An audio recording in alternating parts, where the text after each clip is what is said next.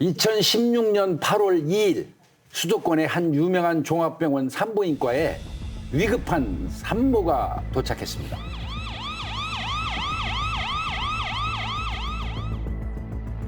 (32) 살의 젊은 엄마였고요. 도착할 때부터 엄청 고통스러워하면서 배가 찢어질 듯이 아프다. 당시 뱃속의 아이가 27주였고요. 도착할 때부터 하열이 좀 있었고 양수가 흘러내린 상태였습니다. 그 당시에 담당 의사는 산모한테 아기는 큰 문제 없다. 다행이다. 걱정하지 말라고 얘기했고, 다만 이제 조산의 위험이 좀 있으니까 방지하는 주사를 투여했다고 합니다. 그런데 이 병원에 온 지 9일 만인 8월 11일에 갑자기 예상치 못한 문제가 발생을 합니다. 왜요? 무슨 일이죠? 아기가 갑자기 많이 내려온 거예요. 밑으로. 아래로? 네네.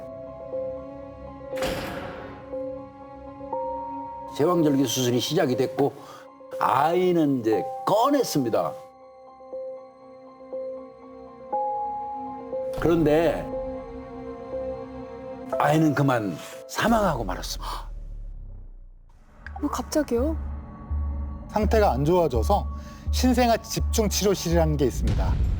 여기 이제 인큐베이터에 들어가서 오후 2시 51분 숨을 거두고 맙니다. 7개월이면 거의 이제 아이 낳을 준비 다 해서 막 아이들 거 다 준비하고 이런 시기거든요. 근데 되게 충격 받았을 것 같아요. 미숙아로 태어났으니까 부모도 그렇게 받아들인 거죠. 그러니까 아이도 바로 화장을 했습니다.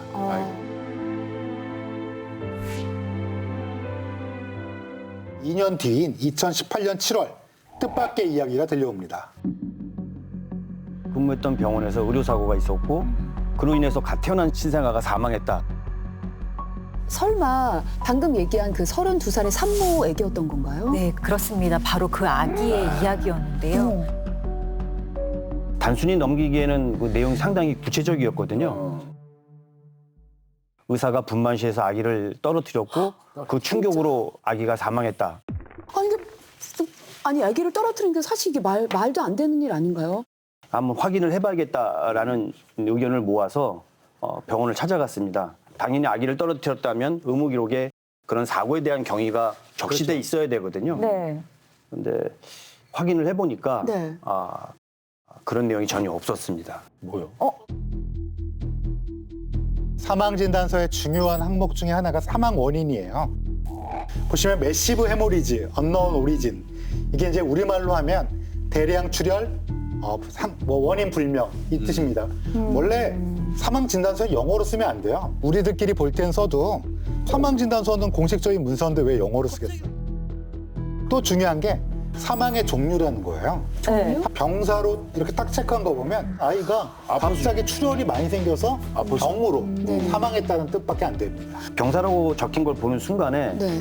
이건 뭔가 있다 느낌이 바로 왔습니다. 왜냐하면 제보가 올 때 아이의 그 뇌 초음파를 찍었다는 내용이 분명히 있었거든요. 초음파. 근데 기록상 그런 게 남아있지 않으니까 당연히 그런 의문을 가질 수밖에 없었습니다. 압수수색을 통해서 영상의학과 기록을 살펴보는데 집중을 했습니다. 근데 뭔가 좀 이상한 게 있었습니다. 뭐가 나왔어요? 그 여러 과의 의사가 그 아이 상태를 공유할 수 있도록 초음파나 엑스레이 같은 영상을 전송하는 프로그램이 있거든요. 네. 우리가 이메일을 보낼 때 보낸 메일함에 보냈던 내용이 기록으로 남는 것처럼 네. 이것도 보낸 게 남아있게 되어 있습니다. 받은 건 없는데 보낸 게 있다. 야, 그러면 이건 받아놓고 삭제한 게 누가 봐도 뭐가 들어있길래 그렇게 싹 지워야만 했었던 건지 이게 너무 궁금한데요. 이게 바로 이제 그 문제의 사진이에요. 초음파 사진. 보시면 움푹 들어간 것처럼 느껴지지 않으세요? 그렇죠? 또 여기 보시면 뇌 깊숙한 곳에 하얗게 점이 좀 있잖아요. 이 출혈이 있는 거고 또 오른쪽에 보면 혈종, 즉 출혈이 모여 있는 게 확인할 수가 있어요. 아이의 머리에 이렇게 머리뼈 골절 의심되는 소견이랑 또 두피와 출혈, 또 그 주변에 머리에 뇌 출혈이 있다. 이건 아무래도 제보 받으신 지금 낙상사고가 실제일 가능성이 높다라는 걸 시사하는 거죠. 사진이 나왔어요. 그럼 병원에서는 아무리 그 사진을 지우려고 애를 썼어도 보낸 사람의 데이터에 남아 있으니까 그렇죠. 할 말이 없지 않나요? 우선 소아과, 그 산부인과에 속한 의료진들을 조사하기 시작했는데 좀처럼 입을 열진 않았습니다. 수상하다. 아, 이 사람들 휴대폰을 한번 봐야겠다. 맞아요. 그치. 용의선상에 올랐던 모든 사람들의 핸드폰을 압수해서 분석 비교를 했습니다.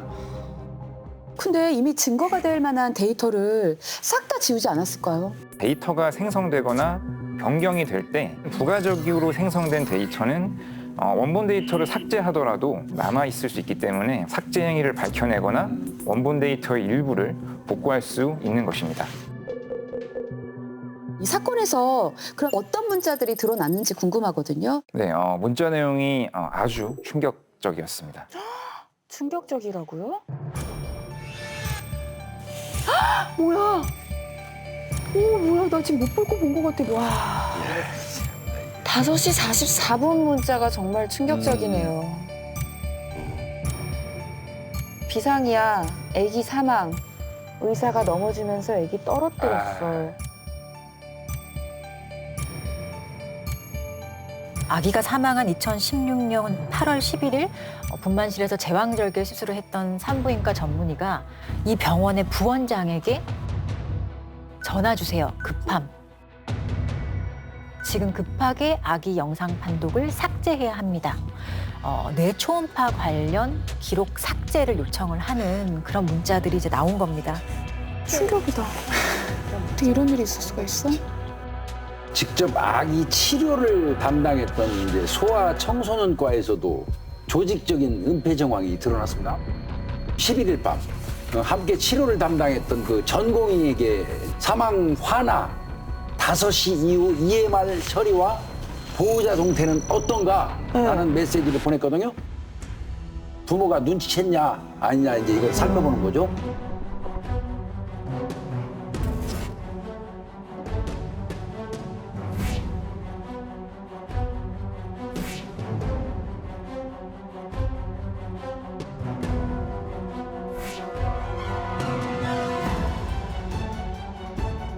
사실 병원을 절대적으로 믿고 다니잖아요. 맞아요. 그러니까 목숨을 사실은 맡기는 감사한 그런 선생님들이라고 생각을 하는데 지금 이런 파렴치한 일이 어떻게 일어날 수 있는지 지금 이해가 안 가고 과연 이게 대한민국에서 있을 수 있는 일인지 지금 너무 충격적입니다. 네. 꽁꽁 덮고 감추고 쉬쉬하고 막 나는 몰라요 이랬었는데 결국에는 사건의 모든 내막이 전부 다 적나라하게 드러났어요. 어떻게 하다가 수술실에서 네. 아기를 뭐 손에서 놓칠 수가 있는지 그 과정이 납득이 되지 않아요. 산모 뱃속에 양손을 넣어가지고 아기를 꺼냈고 옆에 있던 보조 전공의한테 아이를 건넨 거예요. 전공의가 아기를 바구니형 그 인큐베이터로 옮기려던 그 이동하는 순간이었는데 약 1m가량 떨어져 있었는데 갑자기 전공의가 악하는 소리와 함께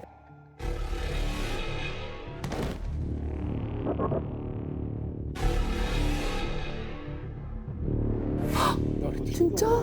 애를 들은 상태에서 네, 애를 같이 안고 있는 넘어진 상태에서 같이 넘어진 거죠. 완전 사고구나. 소름 끼쳐.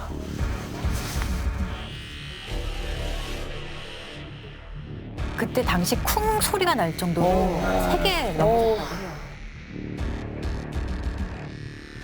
그러면서 안고 있던 아기도 이제 바닥으로 떨어진 거예요.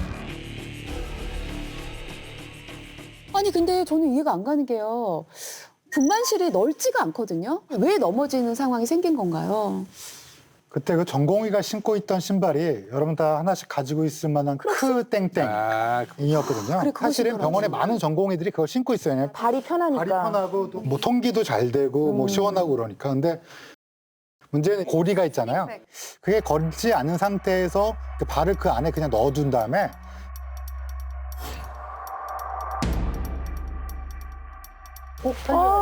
그 신발만 제대로 신었어도. 뭐 전공의 마음은 사실 이해는 가요. 네. 한 1m도 2m도 안 되는 가까운 그 인큐베이터에 옮기기만 하면 되는데 서두른 거죠. 사고 당시에 넘어질 때 쿵하는 소리가 나서 그래서 이제 그 밖에 있던 간호사분들께 들어올 정도로 굉장히 심각한 상태라고 볼 수 있겠죠. 근데 그 순간 아이 엄마는 이제 이 커튼으로 가려져 네. 있었고 또 뭐 수술한 상태니까 워낙 정신이 없었겠죠. 마취 그러다 상태. 보니까 눈치도 못 챘던 것 같습니다. 그 사이에 이제 아이를 그 떨어뜨렸던 전공의가 바닥에 떨어져 있는 아이를 들고 일어나서 인큐베이터로 다 이제 데려간 거고요. 근데 그때 이 수간호사가 그 의료진들한테 이제 손가락을 딱 입에 갖다 대요. 조용히 하고. 쉿 하라고, 조용히 하라고.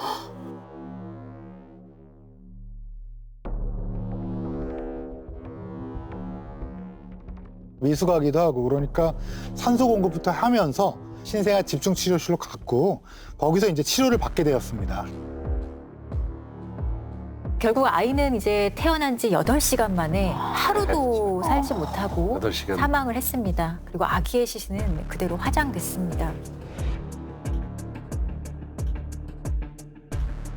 아, 근데 이거 진짜 나중에 엄마가 사실을 안다면 기절하고 정말 기절 초풍할 노릇이 아닐까 생각이 들어요. 야, 이거를 숨겼다는 것 자체는 이건 있을 수 없는 일입니다. 엄마 입장에서는 정말 너무 가슴이 아픈 일일 것 같아요. 그리고 이 엄마는 혹시 내가 뭘 잘못해서 아이가 건강하지 않게 태어나서 이렇게 일찍 세상을 떠난 거 아닌가 맞아요. 이런 식으로 자책했을 수도 있을 것 같거든요. 맞아요. 게다가 사실 이 아기의 부모는 이미 그 이전에 한 차례 유산한 경험이 있었거든요.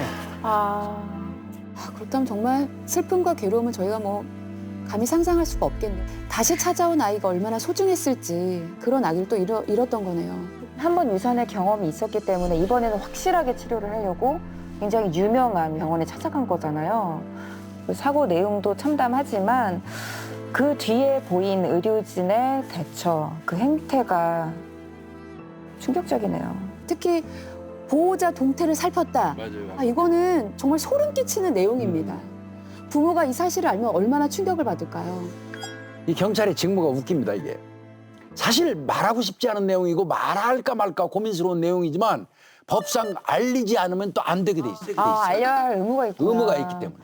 10달 동안 수사를 하셨기 때문에 실제로 아이를 잃은 지는 거의 3년이 경과한 그렇죠, 거예요. 그러니까 3년 만에 이런 충격적인 소식을 접하면 어떨까요? 처음엔 어이가 없어서인지 슬퍼하거나 분노하는 게 아니라 정말 황당했습니다. 안 믿기죠. 아기가 제왕절개 수술 후에 바로 소아과 신생아 중환자실에 NICU에 입원해서 아기 엄마는 출산한 아기 얼굴조차 보지 못했다고 했습니다. 아기 아빠도 인큐베이터에 있는 아기를 딱 3번 봤는데 아기가 미숙아로 태어나서 급격히 상태가 나빠졌고 호흡을 제대로 하지 못했다. 그러다 원인 불명의 병으로 죽었다. 뭐 이렇게 들었으니까 당연히 그대로 믿고 그렇겠죠. 아기를 화장하는 것도 차마 거의 같이 가기도 너무 힘든 상황이어서 장례식장을 대리를 통해서 장례를 진행했던 걸로 확인이 됐습니다. 그런데 그 즈음에 이제 이 병원에서 아빠한테 연락이 왔다고 그래요. 네. 담당 주치의가 진료 과정에서 설명하지 않은 부분, 알려주지 않은 부분이 있다. 그걸 만나서 좀 설명을 하고 싶다 하면서 만남을 지속적으로 요구를 했다고 합니다. 이상해서 만나주지 않으니까 그제서야 사실은 아기를 떨어뜨린 사실이 있다. 그래서 조사 중이다. 뭐 이 정도만 얘기를 했다고 하고요. 아이고. 그때 아기 엄마가 이제 큰 충격을 받아서 울면서 통화를 했다고 하는데 엄마는 이때 한 거잖아요. 그렇죠. 그래서 아빠도 그 사실을 울먹이면서 저희들한테 진술했던 기억이 있습니다. 진작 좀 알려주지. 너무 뻔뻔하게도 경찰 수사가 시작되니까 그럼 이거야 맞아요. 뭐 속셈이 너무 훤히 다 보이는 거 아닌가요? 합의가 목적이죠. 그래서 유리한 재판 결과를 얻기 위해서 최대한 합의를 서둘렀던 그런 걸로 보입니다. 너무 괘씸해. 어떡하지? 대체 이런 결정을 누가 내린 겁니까? 이 병원을 총괄했던 부원장 그리고 산모와 아기 치료를 담당했던 의사들이 그랬던 건데요. 부원장은 사고 당일 원무팀 파트장을 통해서 뇌초음파 촬영 결과를 들은 뒤에 아기 부모에게는 아무 얘기도 하지 마라 이렇게 지시를 했거든요. 아까 저희가 사망진단서를 봤었는데 그거를 허위로 작성했던 사람은 누군가요? 그 아기 치료를 담당했던 소아청소년과 의사들이었습니다. 소아청소년과 전문의는 전공의가 작성한 퇴원 요약지 초안에서 뇌 초음파 촬영 사실과 결과를 삭제하라 이렇게 지시를 했고 사망진단서 초안에 있던 뇌내 출혈은 정확한 원인 질환이나 부위를 알 수 없는 대량 출혈로 수정하게 했습니다. 사망의 종류에는 병사로 표시하게끔 했고요. 더 충격적인 건요. 사망 진단서를 허위로 작성했던 소아청소년과 의료진들이 아기의 사망 진단서를 발급한 직후에 뇌초음파를 촬영했던 영상의학과 전문의한테 결과를 좀 바꿔줄 수 없겠냐 문의를 하면서 이 뇌초음파 촬영 결과까지 조작하려고 했던 점입니다. 야, 근데 참 예. 야, 너무하다 이거는. 설마 촬영 결과까지 조작했어요? 영상의학과 전문의가 바뀔 내용이 없다라고 대답하니까 병원 측에서 아기의 뇌 초음파 영상 판독 결과를 데이터에서 아예 삭제해버린 거죠. 근데 바꿨다든가 조작을 했다고 하더라도 그 흔적은 남아있을 것이고 그때 그 현장에 한 사람만 있었던 게 아니잖아요. 맞아요. 결국은 저희들한테까지 제보가 들어온 거라서 세상에 비밀은 없어요. 기세가 안 돼, 맞아요. 절대. 네, 이런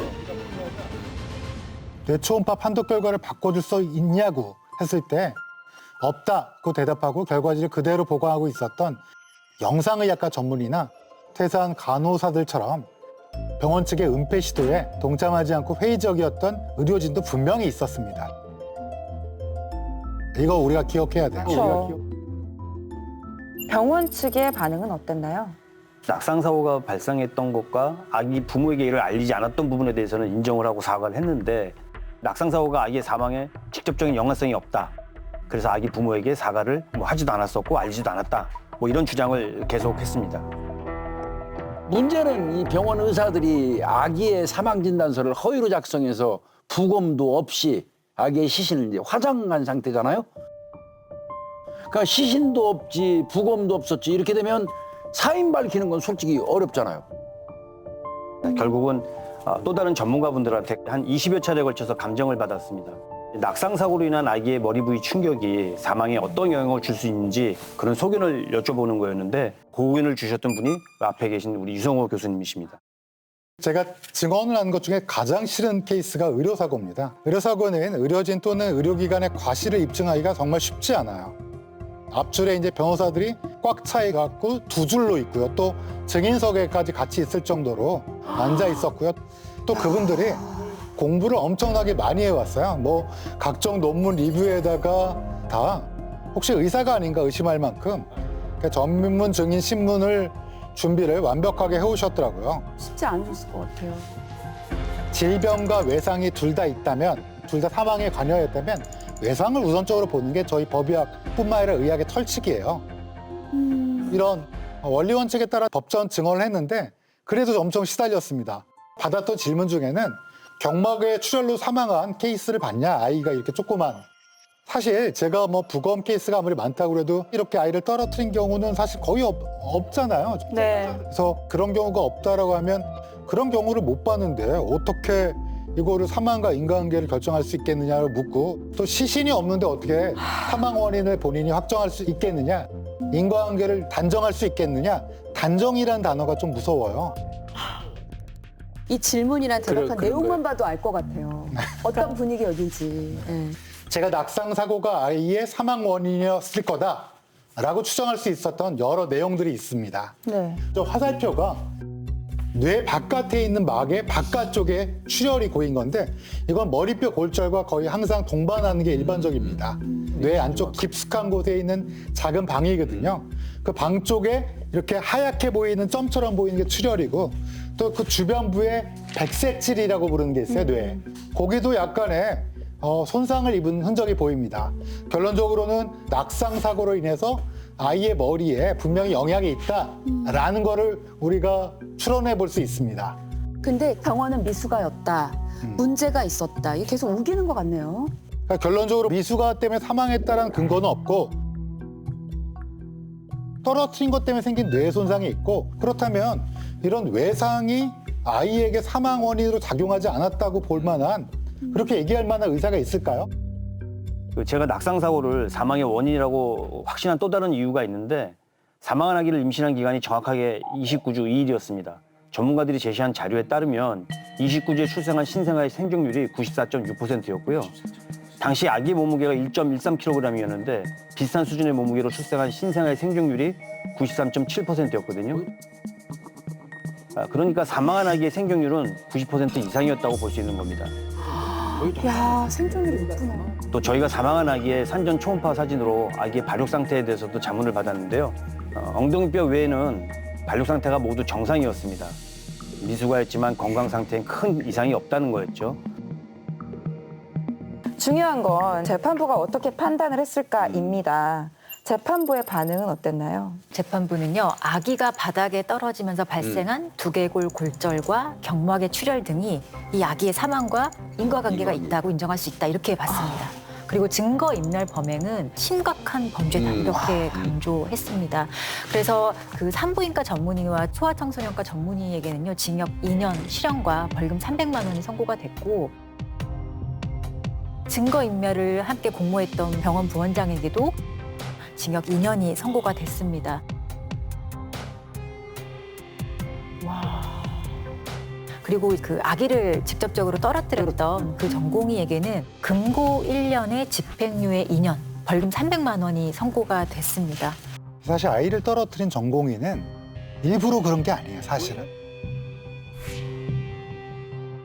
아기를 떨어뜨린 그 의사에게는 이제 실형 선고는 나지 않았어요. 집행유예 판결이 났는데 정말 예기치 못한 과실이었다는 거예요. 근데 이게 그 이후에 일어난 거. 그거는 정말로 고의적이고 계획적인 은폐 범죄거든요. 아, 그건 용서가 안 됩니다. 네. 일반 국민들이 의료진에 가지는 신뢰가 있잖아요. 그런 것들을 저버리는 배반하는 행위였기 때문에 그래서 이 판결을 조금 더 의미 있게 바라볼 필요가 있을 것 같아요. 은폐가 사망의 원인을 제공한 것보다 더 강력하게 처벌될 수 있다는 거를 보여준 판결이죠. 그래서 정말 이례적으로 실형이 선고됐는데 2심과 3심까지 갔겠죠?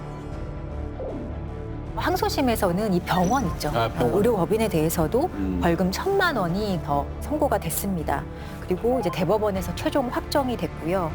또 사망진단서를 허위로 작성했던 소아청소년과 전문의는 의사 면허가 취소됐어요. 그리고 산부인과 전문의 역시 의사 자격정지 15일의 행정처분을 받았다고 합니다. 처음에 이 사건이 벌어졌을 때 사과하고 인정하고 용서를 빌었다면 이렇게까지 비난받을 만한 사건도 커지지 않았을 거라고 분명히 생각합니다. 의사가 최선을 다했는데 결과가 나쁘다고 의사를 구속한다든지 의사를 비난하고 처벌하는 거는 사실 반대합니다. 그럼요. 다만 이 사건에서는 허위 진단을 위한 변작이라든지 기록의 은폐라든지 뭐 이런 것들이 있었어요. 그 보통 환자와 의사와의 관계, 신뢰로 맺어진 관계라고 얘기합니다. 최선을 다한 치료, 그리고 그 의사를 믿는 마음, 이런 것들이 사회에 아직도 남아있고 정착되기를, 그리고 앞으로도 계속 오랫동안 유지되기를 기대합니다. 모든 실수가 비난받진 않습니다. 누구나 실수는 할 수 있으니까요. 하지만 실수를 용서받는 길은 조작과 은폐가 아니라 인정과 사과가 아닐까요? 스모킹건 여기서 마치겠습니다.